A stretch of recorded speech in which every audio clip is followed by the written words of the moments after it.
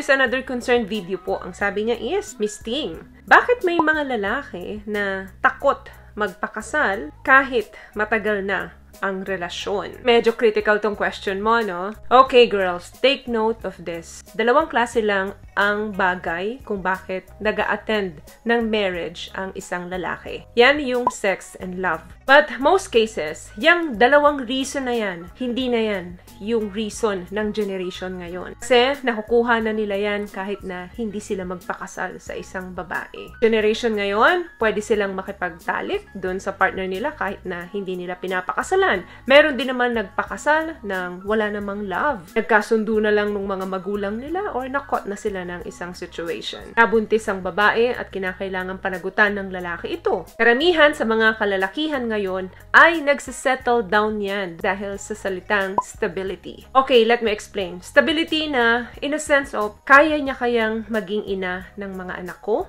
Kaya niya kaya akong bigyan ng peace of mind? Pwede kang mahalin ng isang lalaki kahit na hindi ka pa niya pakasalan. At pwede rin makipag-sex sa'yo ang isang lalaki kahit matagal na kayo sa relasyon nang walang kasalang magaganap. Aring masasabi niya sa sarili niya na mahal ko ang babaeng ito pero parang hindi niya ako kaya bigyan ng stability. Masyadong visionaries ang mga lalaki when it comes to marrying a woman. Hindi sila tumitingin kung ano yung wedding dress na isusuot nung magiging asawa nila, yung mga maid of honor, hindi yan ang iniisip nila. Kasi para sa ating mga babae yun, gusto natin ng magarbong kasal, maayos na kasal. Kasi ang iniisip lang talaga niyan, stability. Kaya niya kayang yung house maging home. Ayaw ng mga lalaki na nakakaramdam sila ng discomfort sa babae. Kaya hindi nyo ba napapansin?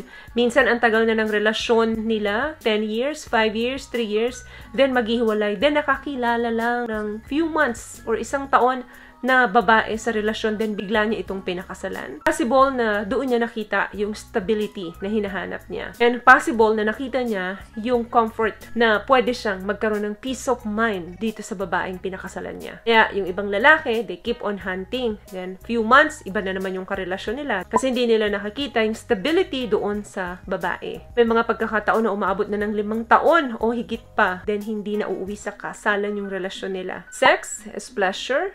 Love is affection. Respect is stability. Kung nakukulangan pa kayo dun sa mga naipaliwanag ko, eto pa. Ang mga lalaki, minsan takot din silang mag-jump sa salitang marriage is because ayaw nila nung permanent commitment. Kasi nga naman, ang mahal ng divorce. At walang divorce sa Philippines. Napakamahal po ng annulment. Aramdam nila, pag nagpakasal sila, mababawasan yung pag-spend time nila dun sa mga friends nila. No more fun. At yung buhay nila, pakiramdam nila, magiging boring.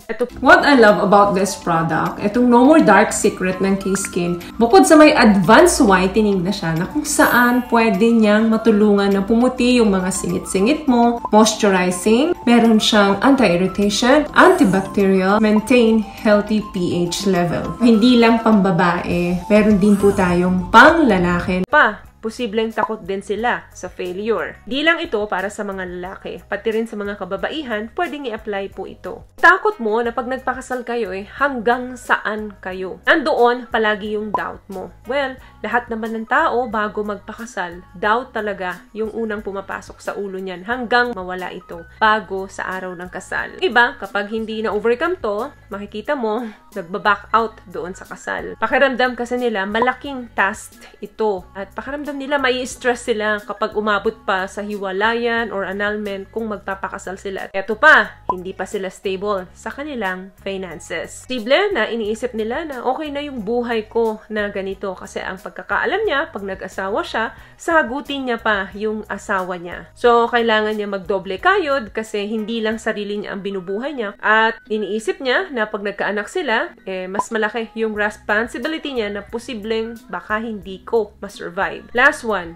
baka kasi ito na daw yung end nung kanilang romance. Karamihan sa mga kalalakihan, kapag ka nagpakasal daw sila, there is no romance remaining sa buhay nila. Dahil wala nang time para sa romance. Pag nagpakasal nga naman sila, magbubuo sila ng pamilya at maraming responsibility ang nakaakibat na sa balikat nila. Hindi katulad pag boyfriend and girlfriend lang, pwedeng magkanya-kanya sila sa mga gastusin. At syempre, kapag hindi na nila nagagawa mawawala yung dating nakagawian nila nung boyfriend and girlfriend lang sila dahil nga sa dami na ng responsibility because nagkaroon na sila ng pamilya. Ang lagi na lang iniisip nila is paano susolusyonan yung mga responsibility nila sa buhay. Paano sila magiging good provider. Isip nila, hindi na nila mapapasayo yung partner nila. Pag hindi na nila napasayo yung partner nila, of course, wala na yung romance. Kasi more on problematic na kayo dahil din sa mga hinaharap ninyong responsibility. So, ang bottom line, lahat naman tayo ay may fear of changing. Kung malaki pa yung takot ng isang lalaki dun sa salitang changing, well, I think hindi pa talaga time para magpakasal siya. Baka hindi niya pa magampanan ang mga pagbabagong ito. Kasi once na pumasok na yung salitang marriage sa relasyon nyo, mag-asawa na kayo. Of course, may right na kayong i-control yung pamumuhay ninyo. Nagkakaroon na kayo ng karapatan na i-change yung buhay ng isa't isa. Kaya hindi dapat na pumasok lang basta sa salitang marriage. Dahil ang marriage po ay isang malaking responsibility. So yun lamang guys ang video natin. At kung nagustuhan niyo po ang video natin, please give it a thumbs up, comment down below. And also share this video na rin po sa mga kaibigan na sa tingin yung matutulungan ng video natin. Once again, palagi po kayong mag-iingat at palagi po kayong manalangin. See you guys on my next one. Always love yourself and be a blessing. Bye!